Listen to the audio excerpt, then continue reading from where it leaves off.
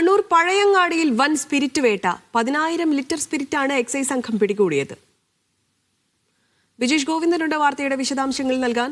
Bijeesh, 10,000 litre എന്നൊക്കെ പറയുമ്പോൾ വളരെ വലിയൊരു അളവ് തന്നെയാണ്. എങ്ങനെയാണ് ഈ സംഘത്തിലേക്ക് പോലീസ് എത്തുന്നത്?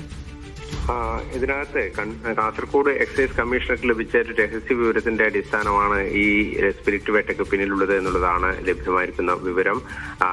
കാസർഗോഡ് എക്സൈസ് കമ്മീഷണർ വിവരം കണ്ണൂർ എക്സൈസിന് നൽകി. തുടർന്ന് കണ്ണൂർ എക്സൈസ് സംഘം ഈ ലോറിയെ പിന്തുടർന്ന് പിടികൂടുകയായിരുന്നു എന്നാണ് പറയുന്നത്. ചെറുതാഴം രാമപുരത്ത് വെച്ചാണ് ഇന്നലെ രാത്രി വൈകി സ്പിരിറ്റ് വേട്ട നടത്തിയത്. ലോറിയിൽ കടത്തുകയായിരുന്ന 10,000 ലിറ്ററോളം സ്പിരിറ്റാണ് ഇപ്പോൾ എക്സൈസ് സംഘം പിടികൂടിയിരിക്കുന്നത്.